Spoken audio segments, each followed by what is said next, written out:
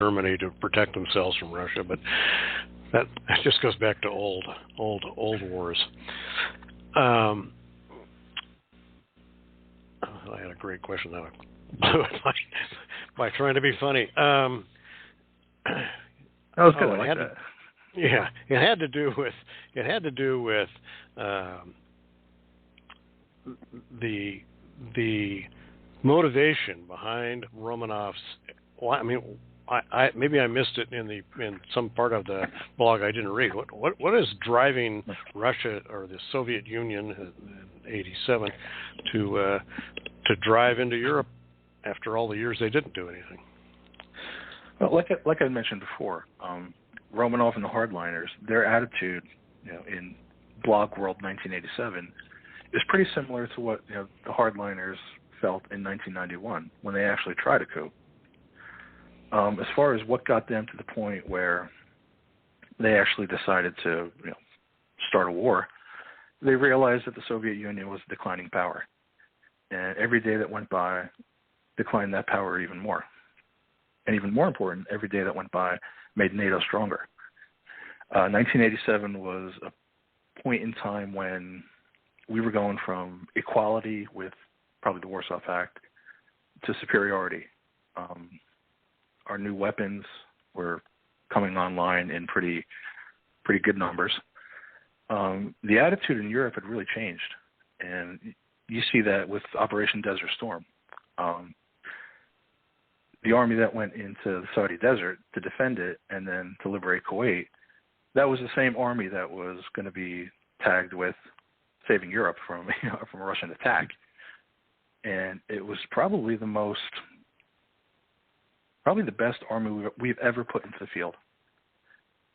And I think the Russians recognized that to an extent, and they realized that if they were going to move, they had to move immediately. Otherwise, the collapse of the Soviet Union was pretty much going to be imminent. As we saw in the real world, that's actually what came about a few years later. I guess one thing that's kind of hard to war game, especially in the real world, because you could hurt people's feelings and national pride, is the fact that when you do a lot of war games, a body is a body, a plane is a plane. This nation's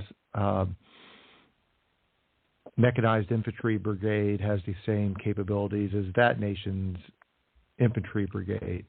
And we talked a little bit about one thing that led you, and I won't spoil it for those that haven't started reading the World War III blog yet, but the Polish army does something that you can very easily connect through actual real and historical effects, the fact that starts to impact the Warsaw Pact's actions.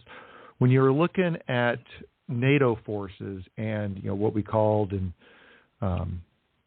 other locations national caveats or traditions or way of fighting wars, how did you look at that and try, if you could, to impact your writing? Because it's not all U.S. versus Russia. You've got the Belgian army, the Dutch, the both Germans, right. The Danes. You have the I like the fact that you brought in some of the scenarios the territorial armies, what we would call the reserves and the National Guard, that true today, but especially true back then for some of those nations, was a substantial part of their warfighting capability. Right, it really was. And for all those countries, all those nations that you mentioned, Holland, Denmark, Belgium, well, maybe not so much Denmark, but at least as far as Germany is concerned, they all had a role to play. And those reserve formations were included in a lot of North Ag's war plans. So they had a role, and they had a place at the table, so to speak.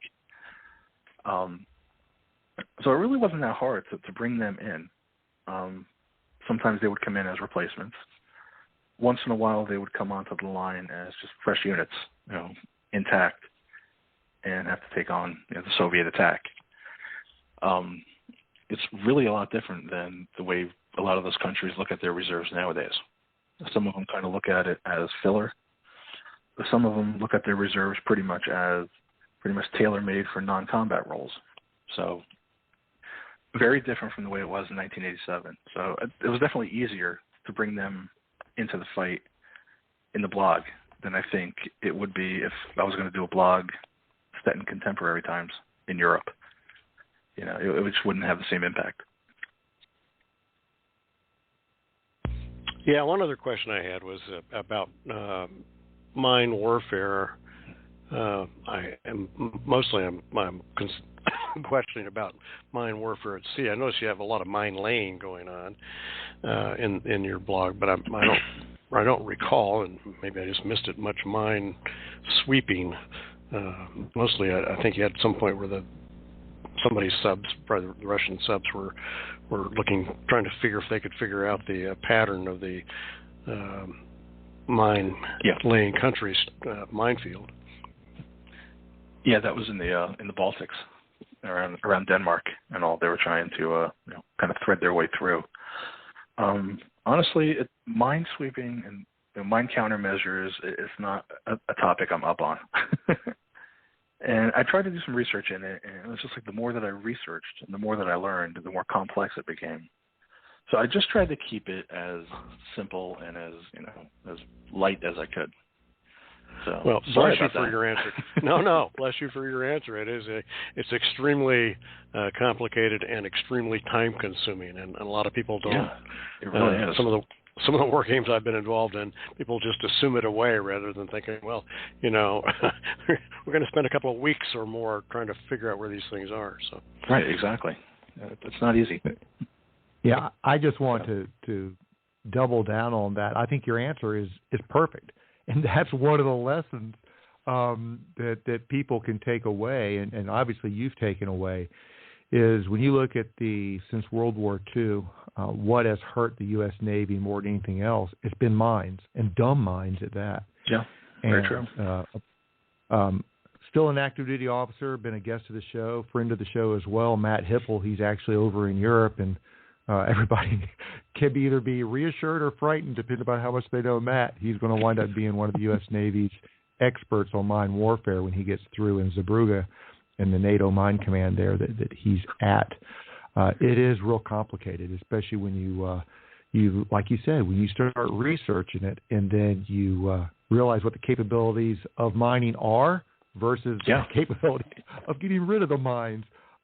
There's been landmines have been looked at a lot, but and taken care of in theory by some treaties, but sea mines is a whole different matter altogether. Yeah. And I also wanted to ask you, because it's something that, and we don't have to get into current details. I'll speak in very broad terms. There's been a lot of questions the last few years when there have been failures and shortcomings in the U.S. military that senior leaders just don't seem to get fired.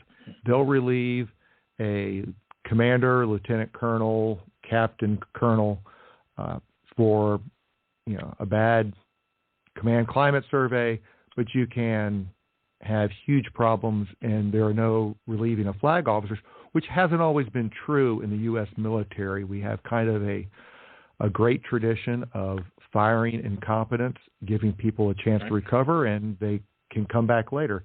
But both in your World War III 1987 blog, on both the Soviet side and the U.S. side, inside the 2 weeks of war, you have leaders on both sides looking at performance and do I need to relieve this commander or I am relieving this commander. What were some of the historical examples you looked at as why, people at the Pole Mill level will look at their 4 stars, or their 4 stars will look at their 3 stars, or the 3 stars will look at their 2 stars and go, you're not doing it.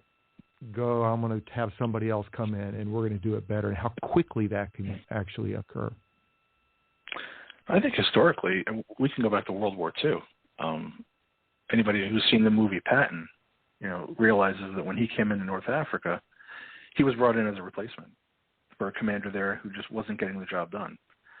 I think that commander's name was Friedendahl, I believe.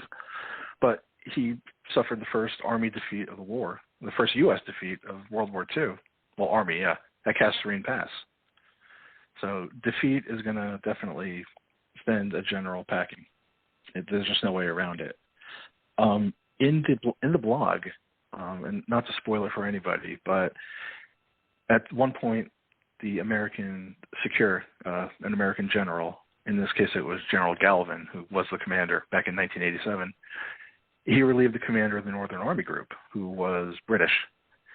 And that caused some political issues that the fallout was really just starting to come into the blog now. I'm starting to write about it a little more. But, that's one aspect of, alliances that you have to look at. If a commander from one nation is going to be relieving, from Nation A is going to relieve a general from Nation B, there's going to be political fallout. So I think that's something that maybe a lot of people don't look at. They don't maybe recognize that that's going to be a major factor, but it can be. Even nowadays, especially in NATO, because the climate is nowhere near as united as we would like it to be. So I don't know if they'd be able to do that nowadays, especially nowadays, because, there's a domestic and, foreign politics play a big role in military decisions, maybe more so now than in the last 30, 40 years. So I hope that answers it. Well, it does. There was an interesting situation during the Kosovo affair where a Royal Army general refused to play with God, what was his name? Jackson. General Jackson. Yeah, Jackson. Yeah. He didn't want to start World War III apparently. So. Well, even looking at Kosovo, Wesley Clark. He was fired right in the middle of the war. He was the supreme commander. I mean, you just don't see that happening at all. That's one of those instances where it just, the ramifications could have been huge. They weren't, thank God, but to take a senior general officer out and remove him in the middle of a conflict, that's pretty much unprecedented. Well, we've seen it recently with Petraeus and we have. And a couple of others in the Afghan excitement. Yeah. But anyway, we're getting near the end of the show, Mike, and I wanted to make sure that we ask you. You've got a couple of books coming out, I understand. What else are you working on? You got this blog. You got the other blog. What? Tell us about what you're up to and when we can start seeing these other things. Well, if it wasn't for the current crisis in Ukraine, I'd be looking at a book release in about a week or so. And I just want to note, too, that in my bio, I put a typo in there. It was summer of 21 when I signed the book deal, not summer of 2019. That would be dragging it out a little too much. I can fix that. No problem, thanks.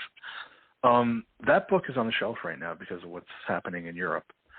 If the Russians do jump at some point, and I think they will, there's really going to be no point in releasing a book that's set on a war with Russia 35 years ago. And I understand where the publishers are coming from with that. So we're working on book number 2 right now, which is a U.S.-China war.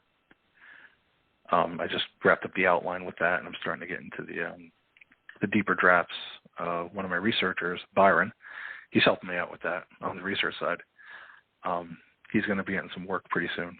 But that's first and foremost right now. So we'll see how fast we can get that done and get that out. So. Well, when even the Bush publishers are looking kind of darkly here at our winter and spring, that's not a very encouraging thing. Very true. Michael, we definitely got to keep in touch, especially when your book about China comes out. We'd love to talk to you about that because it's as my co-host and I, we talk to folks all the time, and we need more people thinking, more people talking. I think that helps everybody see things a lot better. And I'd highly encourage the listeners, if you want to get a feeling for that the publisher decided that the president might put it on an off ramp. If you haven't already, go to the blog there at the link for World War 1987. It's a great read.